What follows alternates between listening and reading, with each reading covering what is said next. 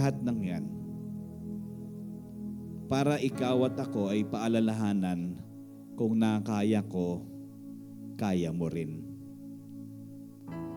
At hindi lang siya naghirap dahil sa tindi ng pagmamahal, ay tiniis niya hanggang sa kamatayan. Dahil sabi niya, kung hindi ako mamamatay, walang magbabayad ng iyong kasalanan.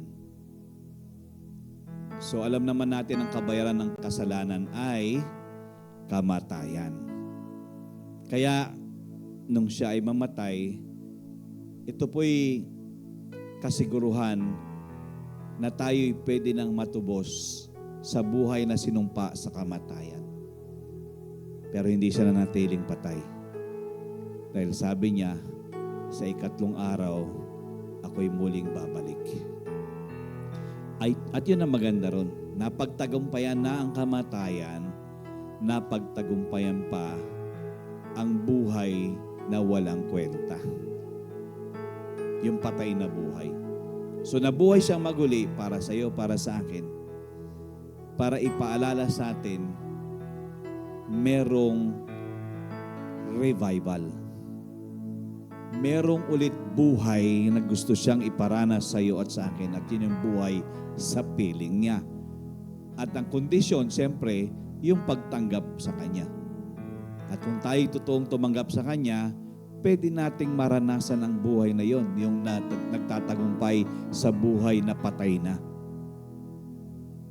At alam natin ang buhay na wala na dun sa kamatayan ay buhay na pinaganda at patuloy na pinagtatagumpay kahit na may hinaharap pa sa buhay. So, alalahanin po natin ang katawan ng ating Panginoong Jesucristo ay nagbata ng maraming sakit para ikaw at ako hindi na ganon ang pagbitbit ng bigat at sakit. At nabuhay siya maguli. Para ano? Para meron tayong pag-asa, hindi ka mananatiling talo sa buhay na ito.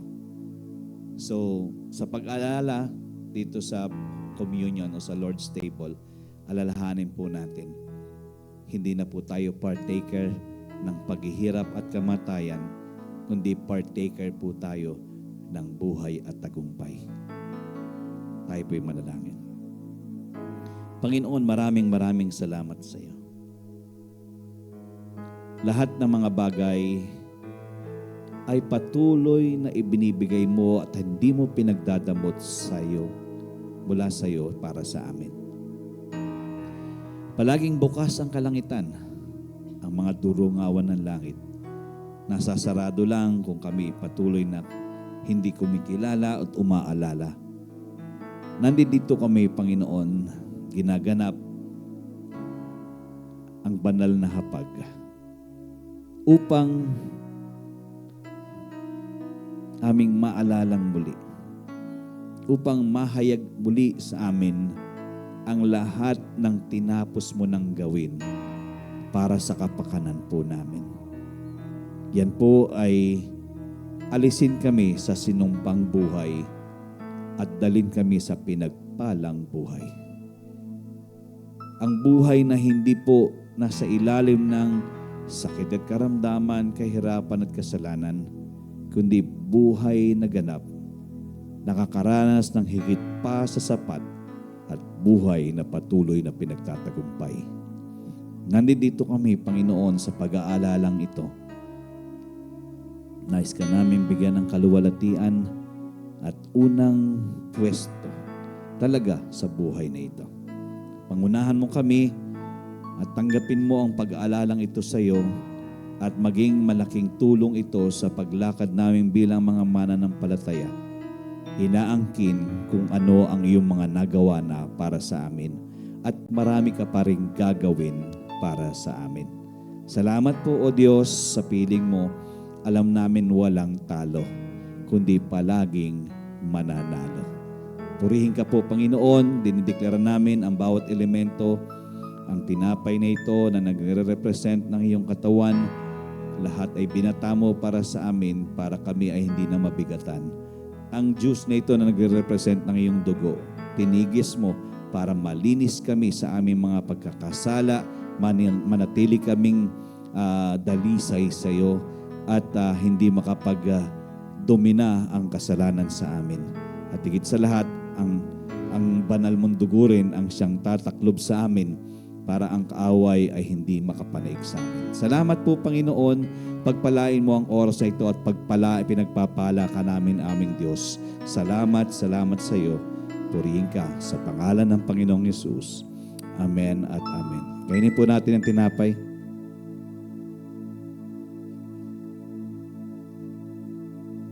Inumin po natin yung juice.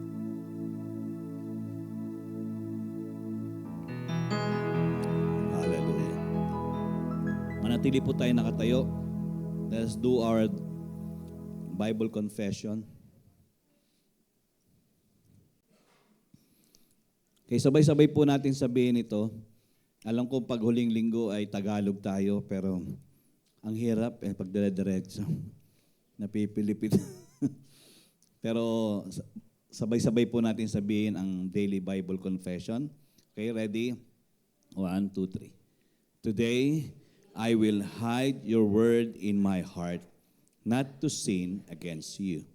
Let your word be a lamp to my feet and a light to my path. May it correct me, rebuke me, and reprove me, and reveal the thoughts and intents of my heart. I am who it says I am. I will be who it says I will be. I will have what it says I will have. I will do what it says I will need to do. Today, your word will be manifested to me by the power of your Holy Spirit, and will by no means pass away. Amen. Okay, makakaupo na po muna tayo.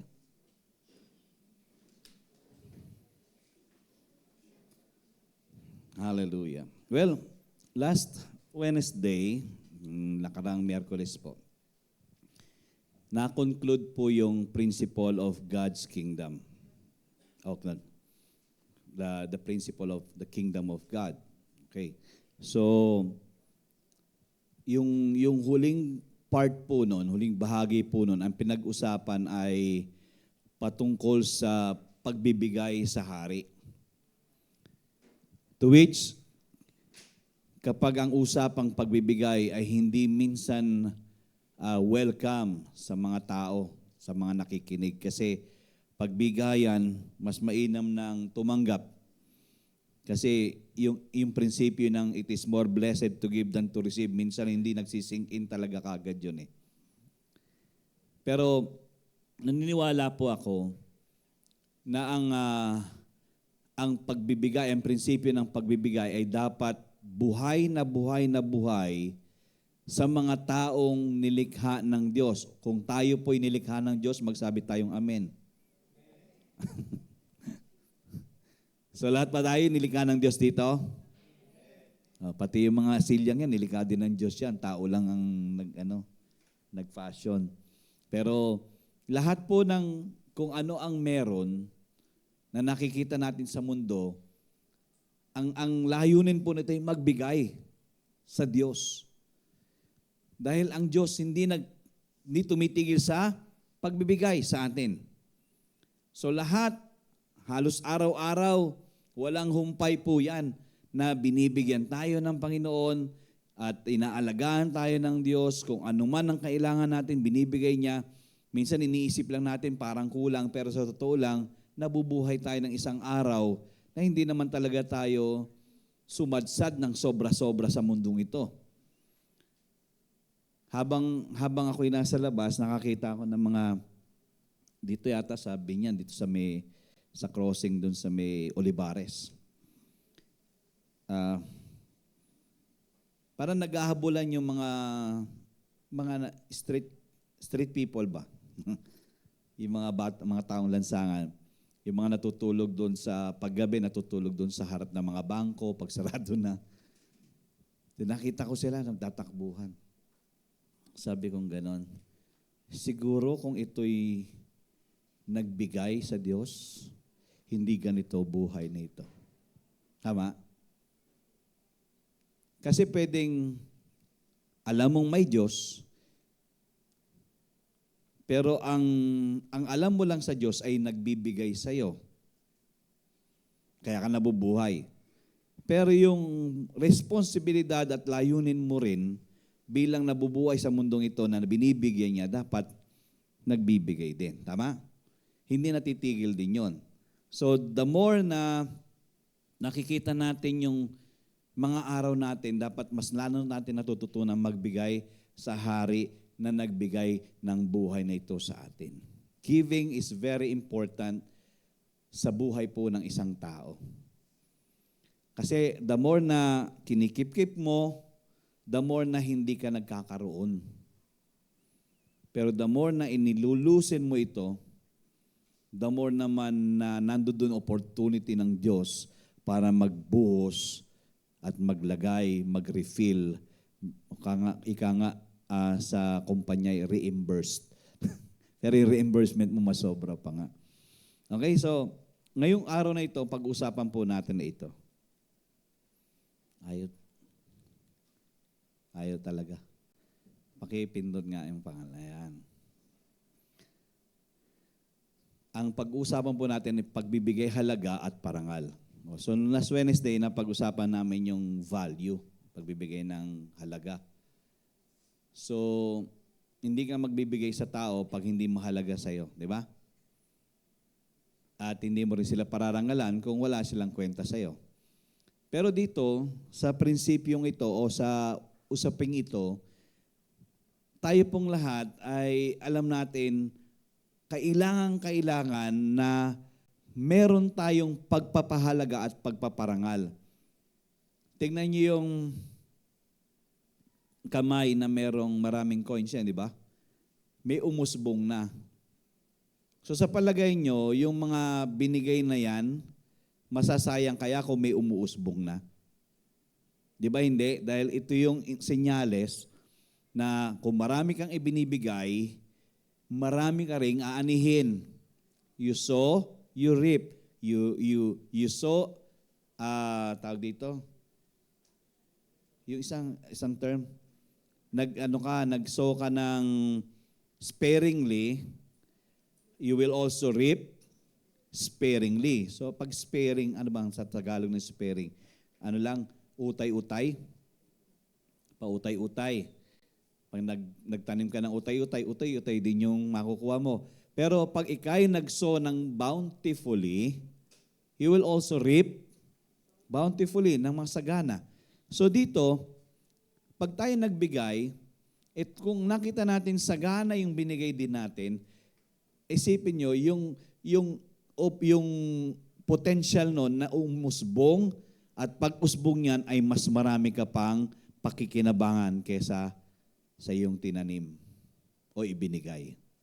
So pagbibigay halaga at parangal. So dadaling ko kayo sa ilang mga talata na gusto kong makita nating lahat na mahalaga sa Biblia. Romans 13:7. Sabi nga nun, kaya ibigay ninyo ang nararapat, ibigay. Bayaran ninyo ang inyong mga buwis, igalang ang dapat igalang, at parangalan ang dapat parangalan. So, ito'y suklian. Kung nagbibigay ang isa, magbibigay ka rin. Kung pinaparangalan ka, parangalan mo rin. Kung iginagalang ka, igalang mo rin. So, ibig sabihin, kung nararapat gawin, gawin. Ang Diyos hindi dapat pinagdadamutan. Tama? So, kaya dito natin masusukat kung tayo nagdadamot talaga sa Panginoon. Kung pinaparangalan natin siya, dahil karapat-dapat siya sa parangal, then makikita natin ang bunga, resulta sa buhay po natin. Another verse, 1:12-3. Sabi nga nun, ito po yung istorya naman nung si Maria. Okay, si Maria kumuha ng kalahating litro ng purong pabango na gawa sa halamang nardo. Paano may nardo? Di ba si Narda to? Narda, kasi Maria eh. So, pabango na gawa sa halamang nardo na mamahaling pabango. Ibinuhos niya ito sa paa ni Jesus at pinunasan ng kanyang buhok at humalimuyak ang pabango sa buong bahay. Okay, isipin nyo ito. Si Maria, yun yung kanyang pagbibigay halaga sa Panginoong Yesus. Yung kalahating litro ng purong pabango ay binasag niya lang sa paanan ni Jesus at pinunas. Kaya nga amoy na amoy. Nung isang araw, meron kami sa CR namin doon sa baba na sabi ni Selen ay citronella. Nakasabit yun. Nalaglag. Hindi siya basag, pero nag-spill siya doon sa wall. No, so, pagpasok mo sa bahay, hindi na siya amoy Kasi pag yung bahay namin, every time napapasok kami, basta wala kaming lahat, pagpasok namin, amoy luma Alam niyo ba yun na nakulob, amoy kulob? Pag binubuksan namin ng bahay namin, ang bango. Amoy citronella. Pumasok ka, Doña Vicky. Pagpasok mo, maamoy mo. Ewan ko nga yung mga ibon ko amoy na amoy nila yung citronella. Sabi ko, kaya palang iingay nyo na amoy yung citronella. So, ganun ang pagpaparangal ni Maria, ni Mary, sa ating Panginoong Yesus. Ibig sabihin, kailangan niyang bumasag ng kalahating litrong pabango na puro. Na pinagtalunan ito ng mga disipulo, di ba? Bakit daw nagbasag ng nagpagsasayang daw? Dapat yung pinagbenta na lang nito, tapos pinatulong sa mga taong mahihirap. Pero sa totoo lang, kung kailangan ng pagpaparangal, mataas na pagpaparangal sa Panginoon, gagawin talaga ni Maria. Ganon ang pagpapahalaga ni Maria sa Panginoon. So, isa yan sa mga talata. Another one, 2 Samuel 24:24. Sabi nga nun, pero sumagot si David, hindi kito tatanggapin ng libre, babayaran kita. So ito'y si Haring Arauna. No? Hindi ako maghahandog sa Panginoon kong Diyos ng mga handog na sinunog na walang halaga sa akin. Kaya binili ni David ang giikan at mga baka sa halagang 50 pirasong pilak. So dito sa 2 Samuel, ito naman yung grabing pagpapahalaga din ng Haring David sa Diyos. Nasabing ganon, pag ako'y magbibigay sa Panginoon, hindi ito galing sa libre.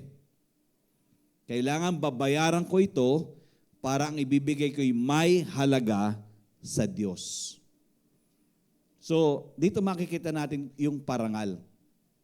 Kung gaano niyayakap ng mga taong ito yung Diyos na nagbigay ng buhay at hindi nagdamot sa kanila. So, pagbibigay halaga at parangal. So, sabi nga nun, nakasalalay ang pagpaparangal sa bagay na ating binibigyang halaga. Totoo po yan. Ang pagpaparangal natin ay dun sa taong talagang binibigyan natin ng halaga. Kaya dito masusukat sa ating pagiging Kristiyano, mahalaga ba ang Diyos sa atin? May mga bagay na mas umaagaw ng parangal sa Diyos dahil sa may bigat ang pansin nito sa mga ito kaysa sa Kanya. So ibig sabihin, ang mga mananampalataya ay naaagaw ang atensyon sa pagpaparangal sa Diyos. Dahil dito nga, sabi ko nga, dito na nasusukat yung pagbibigay natin halaga kung sino ang Diyos sa atin . Ano ba ang tingin natin sa Diyos? Karampot o talagang sobrang laki sa buhay na ito? So doon nakasalalay yung pagpaparangal natin. Doon sa pagpapahalaga natin, doon sa taong pinaparangalan natin. Ngayon, kaya nga tayo bilang mga mananampalataya, hindi dapat tayo mag-isip ng bagay na umaagaw sa Diyos. Dahil ang Diyos ay seloso. Tama? He is a jealous God. Ayaw niya na may kahati. Ngayon, kung may kahati siya, dapat siya pa rin.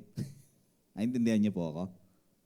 Ibig sabihin, ang focus ng tao, lalo na ng mga tao ng Diyos, ay dapat siya yung pinaka-valuable sa buhay na ito. Okay? Wala siyang kaagaw, wala siyang kahati. Ito ang mga dapat natin itanong sa ating mga sarili. Okay? Pwede nating itanong ito personally sa ating mga sarili. Ano ang itinataas mo sa Diyos? Ano ba yung mga palagi mong nilalapit sa Panginoon? Sino ang tinataas mo sa Diyos? Yung mga taong palagi mong dinudulog sa Kanya. Ano ang iyong pinag-iisipan higit pa sa Diyos? So meron bang ganon? Meron ganon tayo na mas focus yung pag-iisip natin doon kaysa sa Diyos? Ito, tingnan niyo po. Marahil ay itinataas mo ang iyong pamumuhay kaysa sa Diyos. So much concern sa buhay. Okay? Marahil ay tinataas mo ang iyong net worth kaysa sa Kanya. Pag wala akong milyon, wala ako. Okay? Marahil ay sinasamba mo ang iyong mga mapagkukunan kaysa sa Diyos. Pwede nga nun. Ito yung, kaya walang halaga ang Diyos, hindi natin napaparangalan dahil yung resources natin, yung kinukuhanan natin ng supply sa buhay na ito, yun yung ating binibigyan ng pansin at sinasamba. Marahil ay sinasamba mo ang iyong titulo, reputasyon, o ang iyong posisyon sa itaas ng Diyos. Mas higit yung titulo mo, reputasyon mo, posisyon mo, ang Diyos nasa ilalim lang. Marahil ay sinasamba mo ang iyong edukasyon kaysa sa Kanya. Ngayon nga, di ba, maraming tawag dito, mental health problems ang mga estudyante because of the, ano ba yung tawag doon, extracurricular activities. Buti pa nun, nag-aaral tayo, assignment, takdang aralin lang ang meron tayo. Pag uwi natin sa bahay, pag balik natin sa eskwela, pag wala kang takdang aralin, pipingutin ka lang ng teacher mo, okay na. Ngayon, hindi. Talagang lagpak ka pag wala kang ginagawa. Pero yung minsan kasi, yun na nagdadrive din sa mga estudyante natin na talagang yakapin yung edukasyon. Na alam naman natin in the end, ang edukasyon ay hindi naman talaga seguridad ng buhay. Nakakuha po ba natin? Walang masama sa edukasyon. Pero ang edukasyon, pag masyadong niyakap, makakasama. Okay? Marahil ay sinasamba mo ang iyong pamilya. Walang masama sa pamilya, pero pag mataas ito kaysa Diyos, masama rin ito. Marahil ito ay ang iyong kasal, o ang iyong trabaho, o ang iyong negosyo. Okay? Tapos, tanong pa, sino o ano ang tumitimbang sa trono ng iyong puso? Sino o ano ang mas pinahalagan mo kaysa sa Diyos? Sino o ano ang umakyat sa trono ng iyong puso? Pag ang mga bagay-bagay sa buhay ang siyang mas mataas kaysa sa Diyos, wala tayong mabibigyang parangal sa Diyos. Kasi ano lang siya sideline lang ang Diyos. Yun ang problema. Naging sideline mo lang ang pagiging mananampalataya mo. Hindi na siya yung main priority. Hindi na siya yung pinaka-drive mo sa buhay. Dahil alam mo, everybody's doing it, so I'll do it as well. Nakakuha niyo po ba ako? Na ang kala natin, magpa-check lang ako ng attendance sa simbahan, okay na yon. Pero there is more than always on a Sunday service. Ngayon nga, konting ulan lang Konti lang yan, nahangin lang ng konti. Nabaha lang ng konti. Hindi konti container po ito, konti lang po, konti. Naintindihan mo po? Hindi konti container. So, ibig sabihin, asan yung pagpapahalaga? Sino? Ang tinataas natin. So, bigyan po natin ng diin yung pagpapahalaga sa Diyos. Ano ba ang pagbibigay halaga sa Diyos? So, tatlong bagay lang po itong i-share ko sa inyo. I want everyone na makatch po natin ito. So unang-unang dapat nating gawin, talagang ma-determine natin sa buhay natin na nagbibigay ako ng halaga sa Diyos, ay dapat pinipili nating itaas ang Diyos at sambahin kaysa sa mga nakatakda sa atin.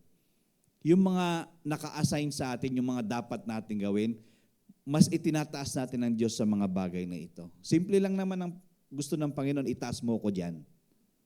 Kasi pag ako'y in control sa mga bagay na yan, lahat naman iaayos yan eh. Tama? Hindi naman natin pwedeng sabihin na, kailangan ko muna ayusin ito. Itaas mo muna ako. Sabi ng Biblia, di ba? If my name is lifted high, I will draw people to me. Nandoon yung pabor ng Panginoon eh. Ang problema, hindi nga siya naitataas. Ang pinipili nating itaas yung mga nakatakda sa atin. Ano yung mga dapat nating tapusin sa buhay. Nagkakram tayo sa buhay. Araw-araw, cramming tayo. Pero minsan, ang nakakaligtaan natin yung itaas talaga yung Diyos natin. Yung masabi natin quality talaga yung oras natin sa Kanya. Kasi yung pagbibigay ng value o halaga, nag-spend tayo ng oras sa Kanya. Tama? Pinipili natin yung hindi nakatakda sa atin, yung nakatakda sa atin sa Kanya, dapat ang pinipili natin. Yung itaas muna natin ang Diyos, sumamba muna tayo sa Kanya. Kasi minsan ang inisip natin, ang pagsamba lang ay paglinggo. Ang problema nga, pati linggo, kompromiso eh. Tama? Nasabihin natin, kultura na kasi ito na yung kalangkaran sa mundo. Pero, ang gusto ng Panginoon, mabago eh. Kaya walang pagbabago kasi hindi siya naitataas. Hello? Kasi kung pinipili na maitaas ang Panginoon, masamba ang Panginoon, may mangyayari maganda, mas maganda, at pinakamaganda sa buhay na ito. Okay, tingnan niyo po ito. Lumilipas ang mga plataforma, lahat ng platforms. Okay, lumilipas ang mga takdang aralin. Yung sinasabi ko yung mga assignments natin. Ang mga kaharian, lumilipas din. Kasi masyado tayong, nakababad doon sa mga bagay na alam nating lilipas din naman. Ang mga pansamantalang bagay ay lumilipas.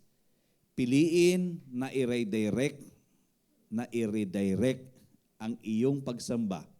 Piliin na sambahin at itaas ang Diyos sa itaas ng iyong mga kaloob, talento, kakayahan, mapagkukunan, at pansamantalang mga plataforma. So, kung iisipin po natin, ang binibigyan nating halaga yung mga lumilipas eh. Pero ang Diyos hindi naman lilipas, di ba?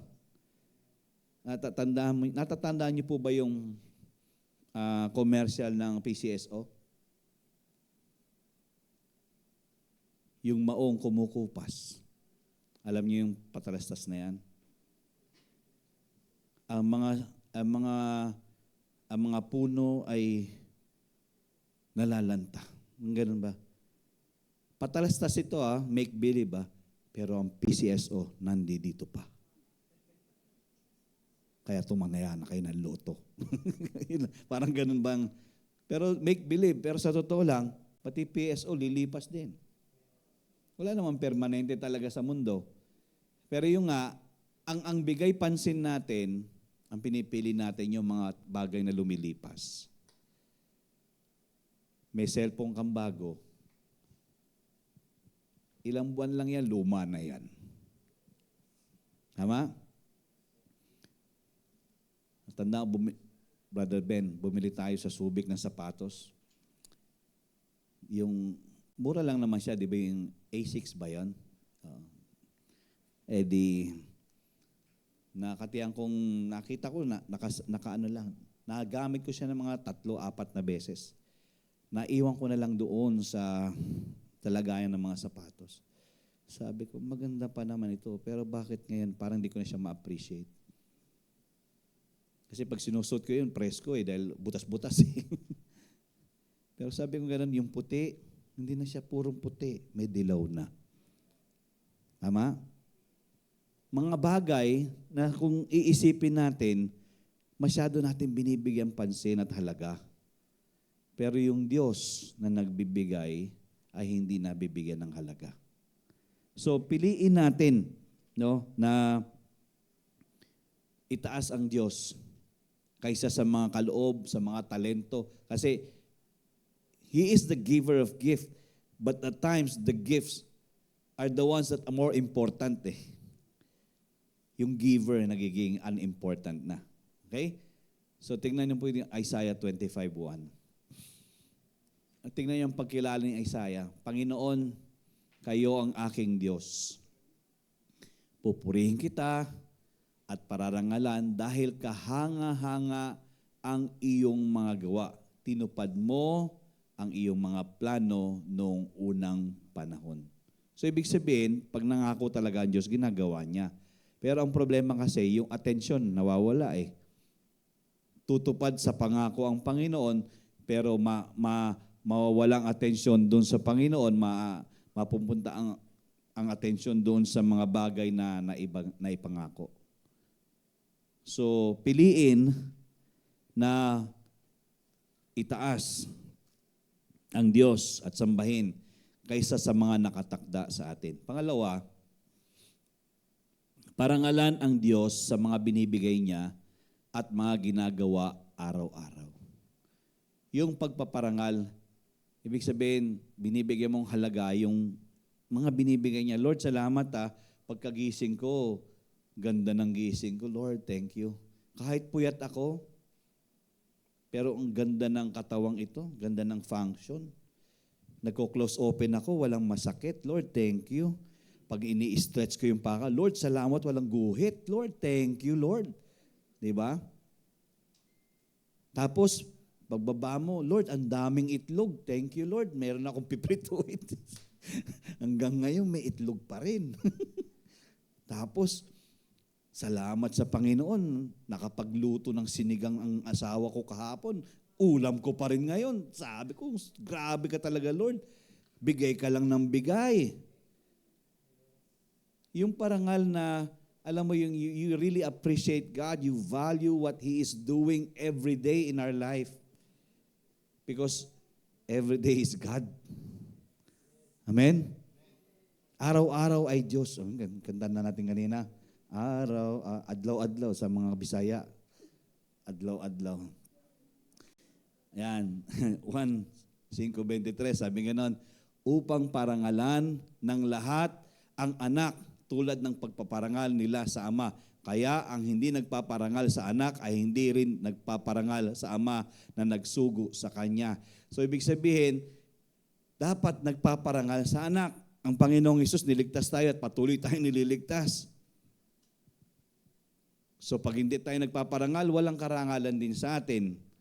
Tayo rin ang talo, tayo rin ang nawawalan. So parangal. Pag sinabing pagpaparangal, o sa English ay honoring, dito nabubuo yung respeto, pagrespeto, pagkilala. Kasi pag wala kang parangal, para bang iniisnab mo lang, tama? May mga taong kailangan pinaparangalan mo. Yung nagtuturo sa'yo, yung gumagabay sa'yo, yung nagpapaalala sa'yo palagi, yung nagbibigay sa'yo. Yung mga taong alam mo na may ginagawa para makumpleto ang buhay na ito. So parangal. Pero siyempre, higit sa lahat, yung parangal dapat sa Diyos. Okay? Tingnan niyo po ito. Hinubog ka ng Diyos. Nilikha ka ng Diyos upang bigyan siya ng kaluwalhatian. Parangalan ang Diyos sa pamamagitan ng iyong mga regalo. Araw-araw may regalo ang Diyos Parangalan natin siya. Parangalan ng Diyos sa pamamagitan ng iyong mga mapagkukunan. Parangalan ng Diyos sa iyong buhay. So, araw-araw po yan, hinuhubog tayo ng Diyos. Hindi tayo yung mga pieces of the puzzle, nilalagay niya para mabuo tayo. Ewan ko sa inyo kung ang tingin nyo'y kulang-kulang pa rin kayo. Meron bang kulang-kulang dito? Kung isipin natin, sinabi ng Diyos, tayo'y kanyang masterpiece, tapos sasabihin natin, kulang-kulang ako. Masterpiece niya tayo. Kaya nga sabi niya, tayo'y precious sa kanyang paningin. So, ibig sabihin, walang kulang sa atin. Tayo lang ang nagkukulang. Nagkukulang para parangalan siya. Kulang sa pasasalamat, kulang sa pagpupuri sa kanya, kulang na kulang. So doon natin nakikita na iba yung pinapahalagahan natin. At yung huli, itong pangatlo, piliing manikluhod sa kanya palagi. Okay? Kung ang pagpapahalaga ay ganito ginagawa natin, na pinipili natin manikluhod. Okay, this can be literal, but this can be not literal. Okay? Pwedeng literal na manikluhod ka, luluhod ka sa harap ng Panginoon. Kasi sa totoo lang, isa sa mga gestures ito eh. Okay, gawi ito ng isang mananampalataya. Hindi nagdadamot sa pagluhod. Amen? Ang tanong, kailan tayo huling lumuhod sa Diyos para parangalan siya? Palagi na lang tayo nakaupo. Kahit naka-online, nakaupo. Salmo 95:6. Tingnan niyo yung invitasyon. Halika kayo. Lumuhod tayo at sumamba sa Panginoon na lumikha sa atin. Sabi ng marami sa hanay ng mga mananampalataya, ang taong madalas naninikluhod sa Diyos, madalas ang pagwawagi sa buhay. Dahil alam mo mahalaga siya sa iyo at alam mo kung wala siya, wala rin tayo. So luluhod ka sa harap ng Diyos at aaminin mo kung wala ka, Panginoon, hindi ko kaya ang lahat ng ito. Minsan gusto lang natin umiyak sa Panginoon. Umiyak tayong katulad ni David na halos tumitiklop na ang ulo'y pumapasok sa pagitan ng kanyang dalawang hita, nag-aabot. Nakuha niyo po ba yan? Kaya pa buwan natin yan? Ang tanong. Pag lumuhod tayo, pagluhod natin, ang ulo natin ay aabot sa tuhod natin. Dahil sa laki na ng tiyan, may barrier na. Pero hindi po ito suhestyon. Ito po yung mga katangian na nagbibigay halaga sa Panginoon. Tinataas siya, pinaparangalan siya, naninikluhod sa Kanya. Yung invitation na ito na halika kayo, lumuhod tayo at sumamba sa Panginoon. Actually, gawi ito ni David eh. Hindi siya nagdadamot sa Panginoon. Palagi siyang luluhod sa Panginoon. Ganon din naman ang ginagawa ng Panginoong Hesus kung siya nabubuhay. Diba, luluhod at tatawag sa Ama. Isa itong gawi or gesture ito ng isang nagbibigay halaga sa Panginoon. Sabi nga nun, pagsuko ng buong buhay upang sakupin ng Diyos. Ang mga salita niyang ang tanging pamantayan, pinipiling siya lamang ang sundin. Pagpapakumbaba at pagpapasakop sa mas nakakaalam ng buhay na ito. The more na naninikluhod tayo sa Panginoon, the more na alam natin na may kasiguruhan ng ating mga tagumpay sa buhay. Kasi habang tinataas natin siya, tatandaan niyo yung laban nila Moses at ni Aaron, habang tinataas ang kamay ng dalawa na nanalo ang Israel. Pero pag bumababa, walang nangyayari sa Israel na tatalo. Alam niyo, gesture yan eh. Minsan, iniisip natin, nakakapagod po ang lumuhod, masakit sa tuhod. Bakit yung mga parusa ng mga magulang noon? pinaluluhod sa asin, pinaluluhod sa munggo.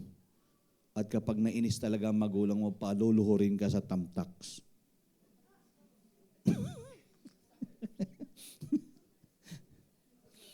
Kasi mahalaga yung gesture na yon. Meaning, huwag kang sasablay sa buhay. Kaya lang gusto ng Panginoon, manatili ka na mapagpakumbaba sa Kanya. Dahil kapag marami na tayong naabot sa buhay, naiiba na yung isip natin. Ang mas nabibigyan natin ng halaga, yung mga bagay na meron na tayo. Yung siya ay talagang nasa sideline na lang.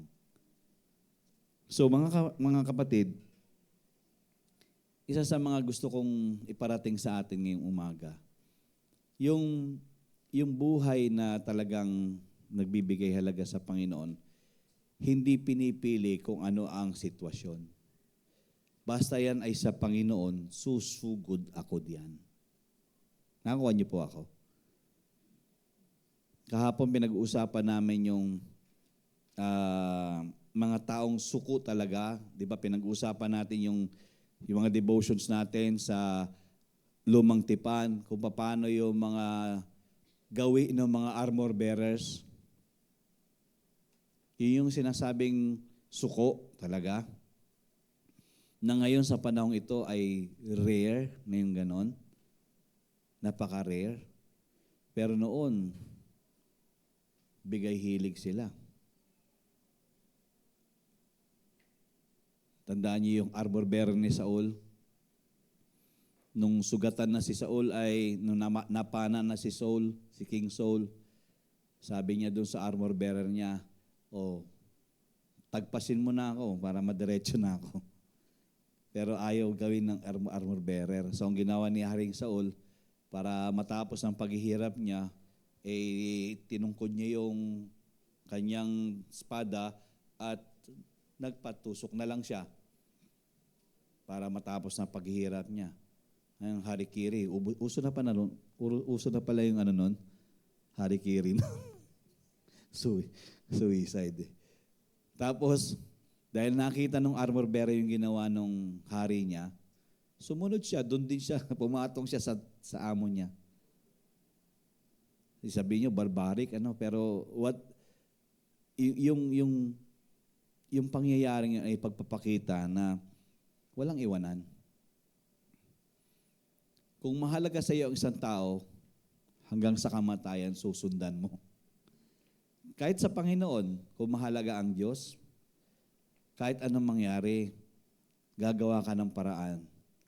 Kasi nga, di ba, may kasabihan tayo, pag ayaw, maraming dahilan. Pag gusto, gagawaan ng paraan. Nakuha nyo? Kasi kung mahalaga ang Diyos, siguro walang empty seats dito. Amen? Pero ibig sabihin, the level is not yet there. The level of giving high value doon sa Diyos na kinikilala natin. Tayo po ay mga anak ng Diyos. Tinawag niyang anak niya. Siyempre, dapat mahalaga ang Ama at mahalaga yung anak na tinawag din tayong katulad niyang tagapagmana. Kasi ang hinihintay lang natin minsan yung mana . Pero yung maging kasama ng tagapagmana ay parang ibang usapan na. Okay, ito po yung prayer and declaration. Diyos Ama, Panginoong Hesus at Banal na Espiritu, kayo ang mahalaga sa buhay na ito. Lilipas ang lahat, pero kayo'y mananatili. Hindi kayo mapapantayan ng kahit anuman. Tulungan mo kaming mabago ang aming sistema na ikaw lamang ang pinakamahalaga. Karapat-dapat sa lahat ng papurit parangal, itataas at itatanghal, Diyos ka na nagmamay-ari sa amin at inaari ka rin namin. So, this is a question for each and every one of us, if we really value our God. And if we really value our God, we will really bring honor to our God. Amen? So, I hope na nagbigay linaw po sa atin yung kahalagahan ng pagpapahalaga sa Diyos.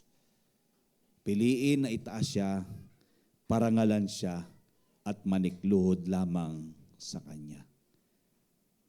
Naalala ko yung isang lumang kanta. Hindi ko alam kung kanta ito na compose lang outside the YouTube or any ano. But the lyrics is this. Hindi ko alam kung alam mo to, Brother Alan. You are my everything na more precious than diamonds, more costly than gold. Just to live in your presence is what I long for. Take this life and all earthly gain, and I lay it at your feet. I crown you my Lord, I crown you my King. I'd rather have you more than anything. You are my everything. You are the reason I sing this song. You are my Lord and my King. You are everything to me.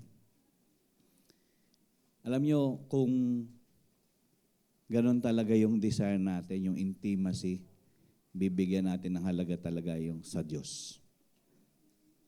At gagawa talaga tayo ng paraan para matanghal siya, maitaas siya, at maparangalan siya. Tayo po tayong lahat.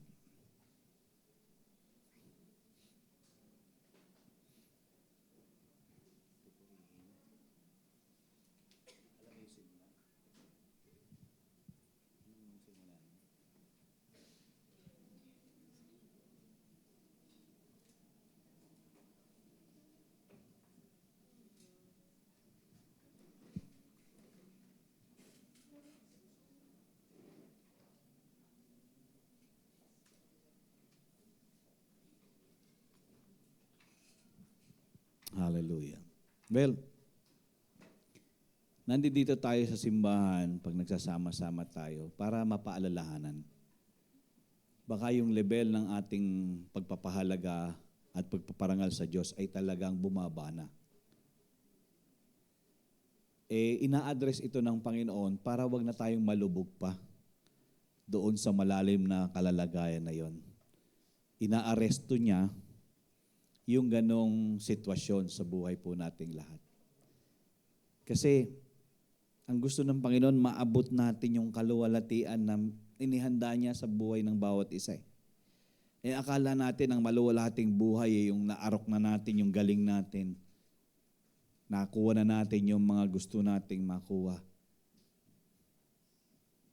At ang lahat ng ito na naging alternative ay siyang nagiging mas mataas ngayon kaysa sa Diyos.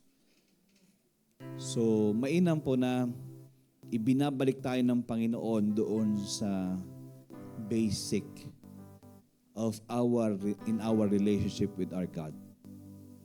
And that is honoring and giving value to the God who has given us all to us. Kaya ikaw, ako, tayong lahat, wag po nating kumbaga mas maging aware po tayo na kung ano yung ibibigay ko sa Panginoon, dapat talaga ma-imagine ko nangingiti siya sa buhay ko. Baka mamaya napapangiti ka lang sa sarili mo pero yung Diyos mo hindi nangingiti sa iyo. Nakuha niyo po. Whatever we do, ano man ang ginagawa po natin, make it a point that you are imagining God smiling in everything that you're doing. Lord, you have blessed me, I will bless you. Lord, you have sustained me, I will bless you. Lord, you have strengthened me. I will bless you. Lord, you have provided everything. I will bless you. First and foremost, ikaw lamang, Panginoon. Binigyan mo akong halaga, bibigyan din kita ng halaga sa buhay na ito. Tayo po yumuko, pumikit, manalangin muna tayo. Panginoon, salamat po sa iyo. Sa lahat po ng aming kapahayagan mula sa iyo sa umagang ito. Alam namin, dinadala mo at binabalik mo kami sa lugar na kung saan ikaw lamang ang gustong maitaas. Dahil yun naman ang gusto mo, Lord, you be lifted high and you are glorified. Dahil walang ibang dakila at walang karapat-dapat na maitaas at maitanghal at maparangalan kundi ikaw lamang aming Diyos, ikaw lamang aming Panginoong Hesus at ikaw lamang aming banal na Espiritu. Ngayong umaga, tulungan mo kami na piliing itaas ka, piliing parangalan ka, at piliing manikluhod palagi sa iyo. Paglagak ng lahat-lahat sa amin sa iyo. At anuman ang mangyari, mananatili kami sa iyo. Nagpupuri, nagtataas, nagpaparangal sa Diyos na dakila, nakarapat-dapat sa lahat ng pagsamba. Samahan mo kami sa umagang ito. Manguna ka po, patuloy sa buhay po namin, mangusap ka. Thank you, Lord. Hallelujah. Walang hanggang katapatan sa buhay ko'y lagi mong laan. Narito dahil sa biyaya mo, habang buhay magpupuri sa'yo. Pupurihin ka sa awit, itataas ang aking tinig, itatanghal sa buhay ko'y tanging ikaw, O Diyos. Higit pa sa kalangitan, ang iyong kaluwalhatian, kadakilaan mo'y di mapapantayan. Walang hanggang katapatan sa buhay ko'y lagi mong laan. Narito dahil sa biyaya mo, habang buhay magpupuri sa'yo. Pupurihin ka sa awit, itataas ang aking tinig, itatanghal sa buhay ko'y tanging ikaw, O Diyos. Higit pa sa kalangitan, ang iyong kaluwalhatian, kadakilaan mo'y di mapapantayan. Pupurihin ka sa awit, itataas ang aking tinig, itatanghal sa buhay ko'y tanging ikaw, O Diyos. Higit pa sa kalangitan, ang iyong kaluwalhatian, kadakilaan mo'y di mapapantayan. Pupurihin ka sa awit, itataas ang aking tinig, itatanghal sa buhay ko'y tanging ikaw, O Diyos. Higit pa sa kalangitan, ang iyong kaluwalhatian, kadakilaan mo'y di mapapantayan.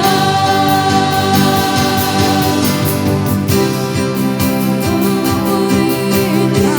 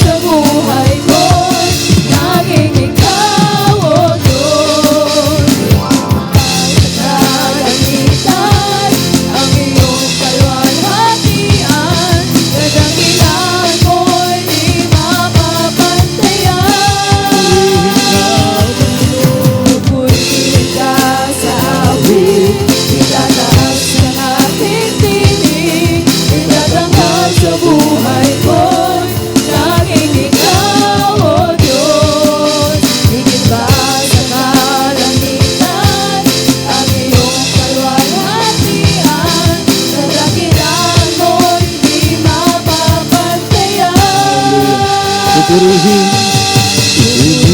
ka sa awit, itataas ang aking tinig.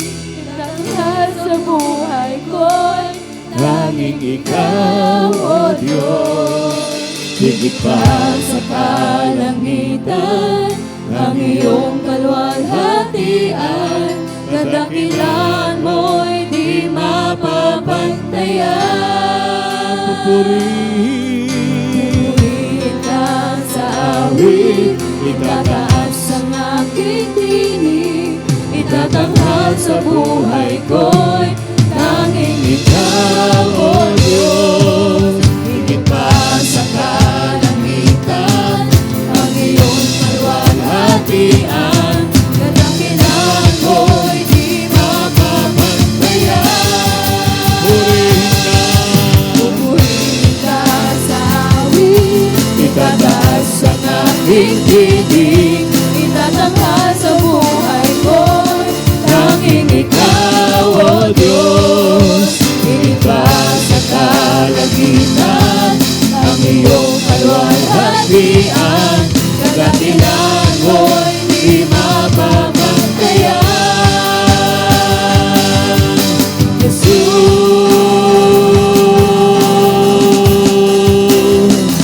kadakilan mo, ibibigay lamang sa'yo. Purihin ka, O Diyos. Hallelujah. Itatanghal, itataas, pararangalan, dadakilain at luluwalatin ang iyong banal na pangalan. Ikaw ang pinakamahalaga na dapat pinipili ng bawat isa. Ikaw ang sumakop at patuloy na manguna sa aming lahat, O Diyos. Samahan mo ang buhay ng bawat isa. Dahil alam namin, hindi ka nagkukulang at hindi ka nagbabago. Ikaw pa rin ang sasama sa amin. Ikaw pa rin ang tutulong sa amin. Ikaw pa rin ang magbibigay ng lahat-lahat sa amin. Ikaw ang lahat-lahat sa buhay na ito. Maraming salamat sa iyo, Panginoon. Purihin ka. Purihin ka. Purihin ka. Panginoong Hesus, salamat. Dahil alam namin, ang pagbigay mo ng iyong buhay ay para maging ganap ang buhay na ito. Hindi para matalo, kundi palaging manalo. Salamat, Panginoon, dahil kami hanggang ngayon ay mahalaga sa iyo. Kung hindi, wala na kami rito. Walang kwenta ang buhay. Pero nandiyan ka palagi para sa amin. Inaaruga, sinasamahan, tinutulungan, binibigyan ng lahat ng aming pangangailangan. Ano man ang meron sa amin, lakas, talino, ganda, galing, lahat ito'y galing lang naman sa iyo. Dahil mahalaga kami sa iyo, tinutupad mo ang naisin ng mga puso po namin, hindi parang malayo sa iyo, kundi lalo pang mapalapit at magtiwala lang sa iyo. Panginoon, ang mensahe mo sa umagang ito ay patuloy ka talagang maitaas sa amin, maparangalan sa amin at manikluhod kami at magdepende lamang sa iyo araw-araw ng buhay na ito. Dahil alam namin walang kwenta ang buhay kung wala ka. Samahan mo kami, Panginoon. Ang pagkatiwala namin ang lahat-lahat na amin sa iyo. Patuloy na masumpungan mo ang bawat isa na nagpapakumbaba, nagpapasakop. At kahit may hirap ang mga nire-require mo sa amin, pero sabi mo nga, masagana ang iyong biyaya sa aming lahat. Ang hindi namin kaya ay nakakaya namin. Salamat. Alam namin sa piling mo talagang lubos-lubos, Panginoon, ang buhay na ito. Talagang nandoon makikita namin yung ganda. Kahit na ang daming pangit sa paligid, pero ikaw pa rin ang magliliwanag sa aming lahat. Lord, tinatalaga ko sa iyo ang buhay at pamilya ng bawat isang nandito. Patuloy kang magpaalala sa pamagitan ng iyong banal na Espiritu. Maging malakas ang pagkilos at paggabay, pangunguna ng iyong banal na Espiritu sa aming lahat, upang ipaalala sa amin ang mga pamantayan mo sa iyong mga salita. Dahil hindi kami pwedeng lumampas o pwede kaming dumiskarte sa sarili namin. Nais namin kung ano yung nakasulat, kung ano yung nararapat na iyo pong pamantayan sa buhay na ito, yung po yung makapangyari sa aming lahat. Dahil alam namin ito ang pinakamainam na aming mararanasan ang kami palaging nasa iyong presensya lamang. Salamat, Panginoon. Kung merong may sakit, alam naming magaling na. Kung merong mga pangailangan, pinunuan mo na po, Panginoon.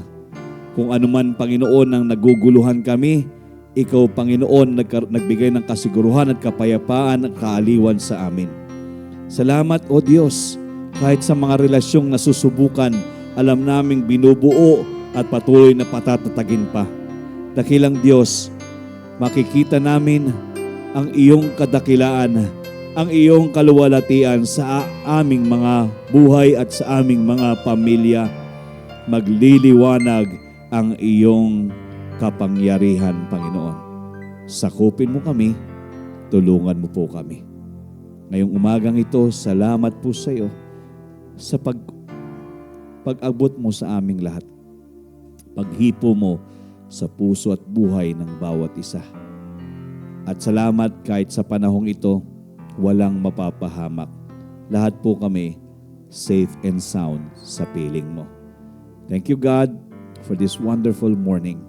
Thank you, God, for the assurance na mayroon kaming tatangkiliking pang mas magagandang bagay sa aming mga buhay.